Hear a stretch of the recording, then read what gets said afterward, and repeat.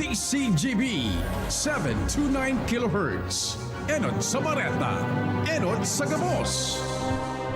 Ang DZGB aktibong miyembro uyan kan KBP ang kapisanan ng mga broadcasters ng Pilipinas.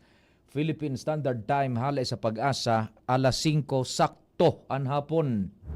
Alas 5 ng hapon, oras na para aramon ang mga maiinit na bareta kanaldaw na maruluwas sa agas sa mga periodiko, radyo asin telebisyon. Enot na madadangog ngunyan sa DZGB Bareta alas 5. Mga bareta ngunyan para sa aga. Enot na tinipon sa DZGB Newsbase. DZGB Bareta alas 5. Kaiba ang field reports kan Mega Force Patrol. Hali sa iba-ibang parte kanalbay asin kabikolan. Ngunyan, uya ang sa idong tagapagbareta.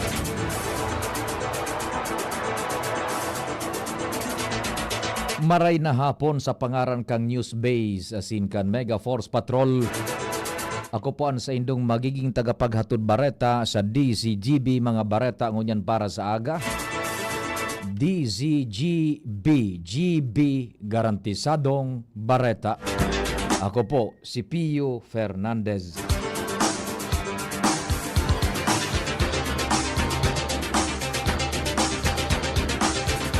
Enot sa detalyes kan mga bareta sa lado nasyonal, disganado si Presidente Ferdinand Marcos Jr. sa iyang tugang na si Senadora Amy Marcos matapos akusaran ang sa iyang familia na nagagamit nin illegal na droga. Sigun kay Palace Press Officer Undersecretary Abogada Claire Castro, disganado ang presidente na uminabot sa siring na sitwasyon ang relasyon sa iyang tugang. Sa Facebook post ni Senador Amy, sa iyang sinabi na mapairarom siya sa DNA test matapos sabihon man kang presidential son na si House Majority Leader asin Ilocos Norte 1st District Representative Ferdinand Alexander Sandro Marcos na bako tunay na tugang kang presidente. Mientras tanto, sinabi ni Castro na kung gusto ni Amy na magpa-DNA, dahil inipupugulan pero dahil sinda madangog sa mga agyat sa presidente. Ang baretang ini hatod sa Indukan. Plemex. Pag may ubo o hika, Plemex agad. Basta lagundi, Plemex. Mientras tanto, dahil may papendiente ang pagpasar kan 2026 national budget apisar kan balasahan sa economic team kan administrasyon. Ini ang pinagsiguro kan Malacanang kasunod kan na pagkakanumbrar ni Department of Finance o DOF Secretary Ralph Recto bilang bagong Executive Secretary kasalida ni dating Executive Secretary Lucas Bersamin, mantang masalid naman sa iya sa Departamento kan Finance si Frederick Go na dating Special Assistant sa Presidente for Investment and Economic Affairs. Sa DBM, si Undersecretary Rolando Toledo ang matukaw bilang enkargado matapos magdimitir sa pwesto si Secretary Amina Pangandaman.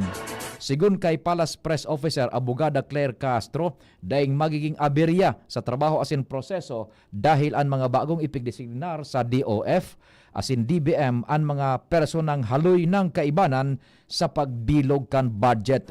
Tiwala man ang palasyo na maabot ang itinalaan na timeline sa pagpasar kan 2026 budget na pinagahabol man kan mga economic managers.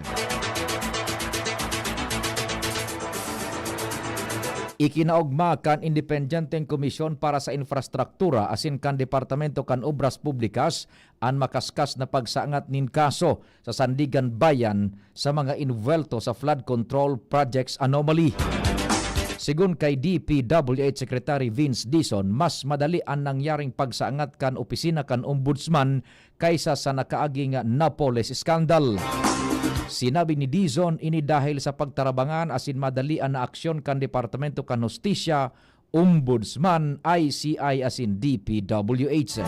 Matatandaan pinag-anunsyar kasuudma kan opisina kan Ombudsman na dagos ng sinangatanin kaso sa Sandigan Bayan si dating kongresista Zaldico, magkaperang opisyales kan Region 4B Memaropa kan DPWH asin mga membros kan Board of Directors kan SunWest Incorporated matapos na maimbuelto sa anomalyang proyekto. Nag-ugat ang isinangat na kaso sa irregularidad sa 200 89.5 milyones de pesos na kantidad kan proyekto para sa flood control sa Nauhan Oriental Mindoro na kinontrata kan SunWest Incorporated.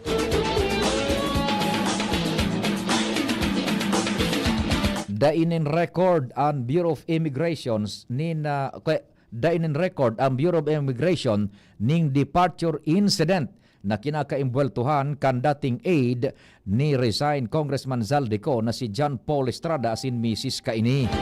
Inian sinabi ni Immigration Spokesperson Dana Sandoval matapos ang pahayag ni dating Congressman Mike Defensor na binugbog asin ipigbiyahe ang mag-agumpa Chile gamit ang peking pasaporte para dai makatestigo sa flood control scandal.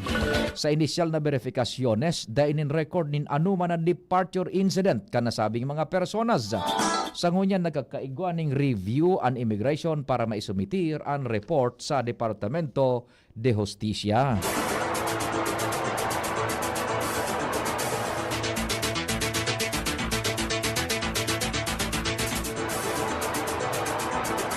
Mientras tanto, pighihiling kan Puwersas Armadas kan Pilipinas kung may dayuhan na grupo na nagfundo sa duwang aldaw na hiro protesta na nangapudan sa militar na bawion ang suporta kay Presidente Ferdinand Marcos Jr.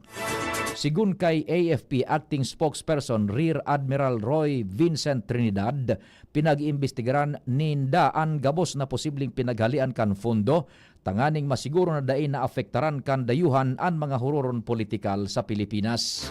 Ang pahayag ni Trinidad katakod kan hiro protesta kan United People's Initiative, ang grupo kan mga retiradong opisyal nin militar asin polis sa EDSA People Power Monument kung saan nangapudan sinda sa pagdimitir kan presidente asin pagtalikod kan Puwersas Armadas sa gobyerno.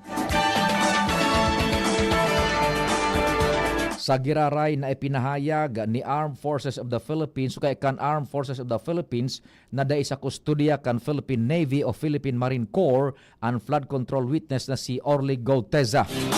Sigun kay Rear Admiral Roy Vincent Trinidad, malinaw ang pahayag kan Puwersas Armadas asin Philippine Marine Corps na dai sa indang poder si Gauteza. Pinahimutikan naman ni Navy spokesperson Kapitan Mariza Martinez na kinontak kan pamilya ni Gauteza ang Navy asin Philippine Marine Corps para maghagad nin tabang. Sa iba pang bareta, nagluya ang dalagan kan ekonomiya kan puunan ang investigasyon sa flood control sigun kay dating House Committee on Ways and Means Chairperson Joey Salceda. Sigun kay Salceda, apisar ka na pagrambong kan ekonomiya ning 4% sa ikatulong kabtang kan presenteng taon, ini ang pinakasadit na quarterly growth pun kan taon 2011 kung dai isasabay ang mga taon na may COVID-19 pandemic. Sinabi niya ang maski importante na mapanimbag ang mga nasa likod kan korupsyon. Alagad sigun kay Salceda, dai dapat magpundo ang implementasyon kan mga proyektos. Dagdag pa ni Salceda na kung dai mahiro ang mga ensyas kan gobyerno, mas dakulang rapado ini sa publiko. Ang kaipuhan na gibuhon kan gobyerno, iyo ang makipagtabangan sa pigigibong investigasyon asin gibuhon ang sa indang trabaho. Tinawanin doon ni Salceda na dapat i-identify kan gobyerno kung anong mga proyekto ang dapat na ipadagos asin kaipuhan repasuhon asin arinman ang dapat na suspenderon.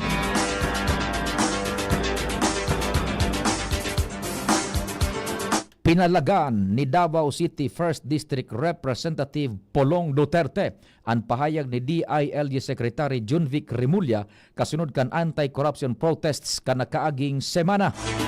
Ipinahayag ni Duterte na malinaw sa konstitusyon ang diretso sa free speech, free expression asin peaceful assembly asin day dapat apuno na sedisyon ang gabos na kritisismo.